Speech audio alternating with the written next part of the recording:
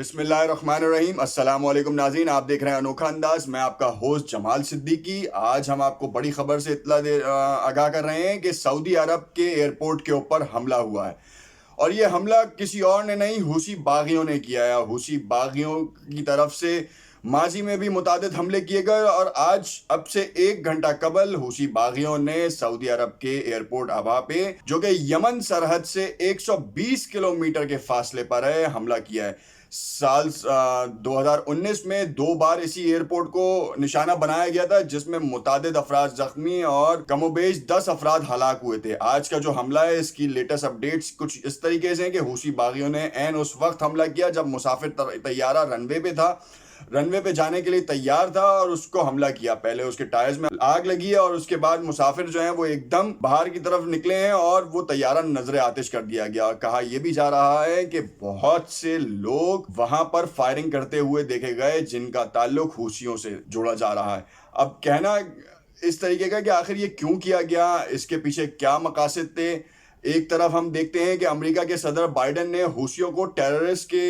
List سے نکالنے کا کہا ہے، اور کالعدم تنظیم کی لسٹ سے نکالنے کا کہا ہے، جس کے بعد سعودیہ نے بہت زیادہ واویلا کیا۔ مگر بائیڈن نے سعودی عرب کے ولی عہد محمد بن سلمان کو خاموش کرا دیا، اور کہا کہ آپ مسلسل یمن کے اوپر حملہ کرتے جا رہے ہیں، اور پچھلے 6 سالوں میں 1 لاکھ بے گناہ یمنیوں کو آپ نے موت کی نیند سلا دیا۔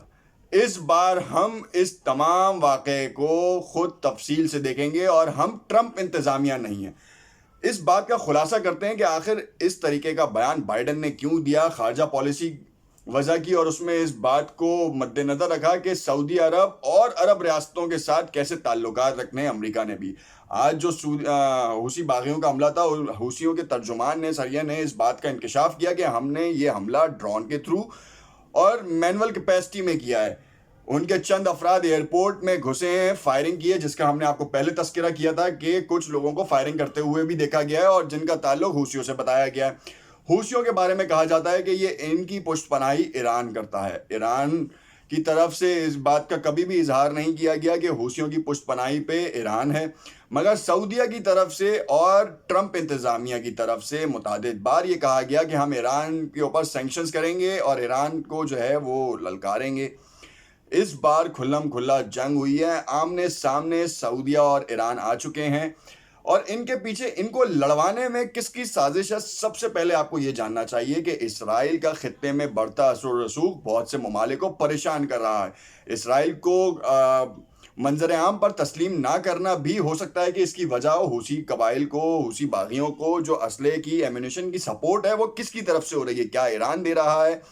عراق کے تھرو جو ہے وہ وہاں پہ یمن میں جا رہی ہیں چیزیں، یا پھر یہ کسی اور کہانی کا شاخسانہ ہے، منزلیں اور اس کے رابطے کہیں اور سے ملتے ہیں۔ کیا اسرائیل اپنے اثر و رسوخ کو بڑھانے کے لیے حوثیوں کو بڑھاوا دیتا ہے، اور اسی وجہ سے وہ سعودیہ کے اوپر اٹیک کرتے ہیں، اور پھر سعودیہ جو ہے وہ مظلوم بننے کی کوشش کرتا ہے اور پھر بمباری کرتا ہے یمنیوں پہ؟ یا پھر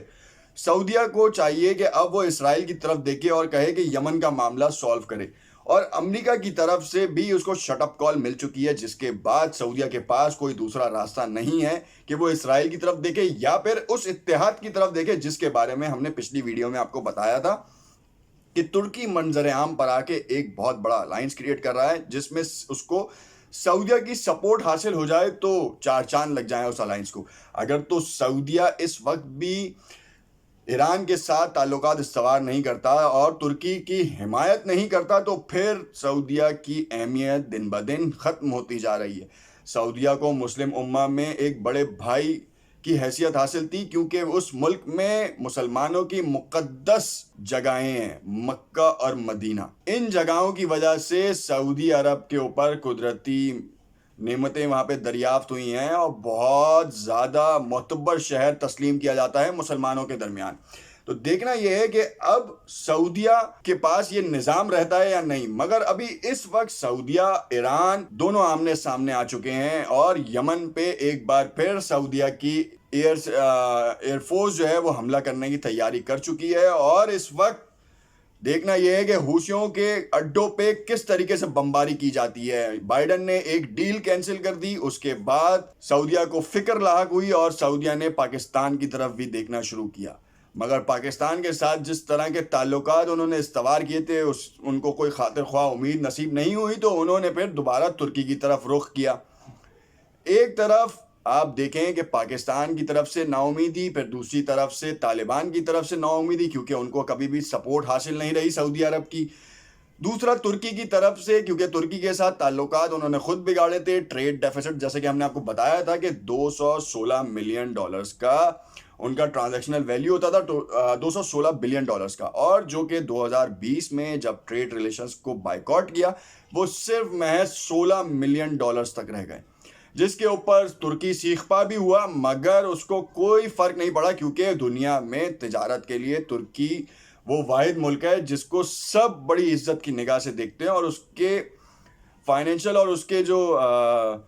اسٹیبلٹی کے ایشوز تھے وہ مستحکم رہے۔ جو آپ نے دیکھا کہ کتنے بڑے بڑے اقدامات کیے اس نے، حالانکہ اس کو F-35 سے نکال دیا گیا، اس کے ساتھ بہت سارے ایسے اقدامات کیے جو کہ اس کی فائنینشیل اسٹیبلٹی ڈاؤن کر سکتی تھی، اردوغان کی ویلیو ڈاؤن کر سکتی تھی،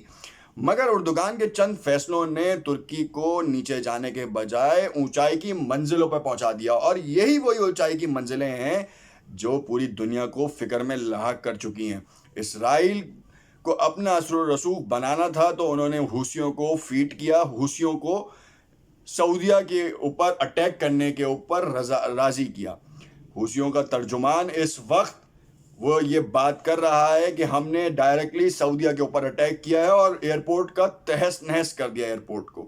مگر بات ساری یہ ہے کہ مسافر طیارہ انٹرنیشنل ایئرپورٹ کے اوپر مسافر طیارہ کھڑا تھا اور اس کی فلائٹ میں ٹائم تھا۔ یہ تو شکر ہے کہ مسافروں کے ساتھ اس طریقے کے اقدامات نہیں ہوئے جس سے پوری دنیا میں سعودیہ کا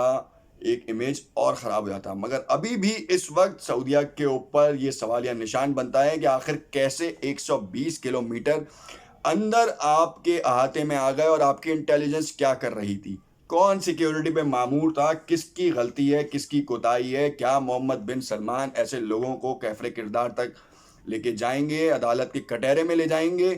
یا پھر وہ اپنی اس سستی اور کاہلی کا ذمہ دار صرف حوثیوں کو ہی بنائیں گے، کیونکہ سرحدوں کی حفاظت کس کا کام ہے اور سیکیورٹی کس کے پاس تھی۔ اب دیکھنا یہ ہے کہ محمد بن سلمان اپنے لوگوں کو کس طریقے سے راضی کرتے ہیں، اور اپنی جو اہمیت جو کھوئی ہے آج انٹرنیشنل ایئرپورٹ کے اوپر حملے کے بعد، وہ ایران کے ساتھ کس طریقے کی مشاورت جاری رکھتے ہیں، کیا اعلان جنگ ہوگا یا پھر پرانی روایات برقرار رہیں گی، یا پھر دنیا کا بلکہ اس صدی کا عجوبہ ہوگا اور ایران اور سعودیہ ایک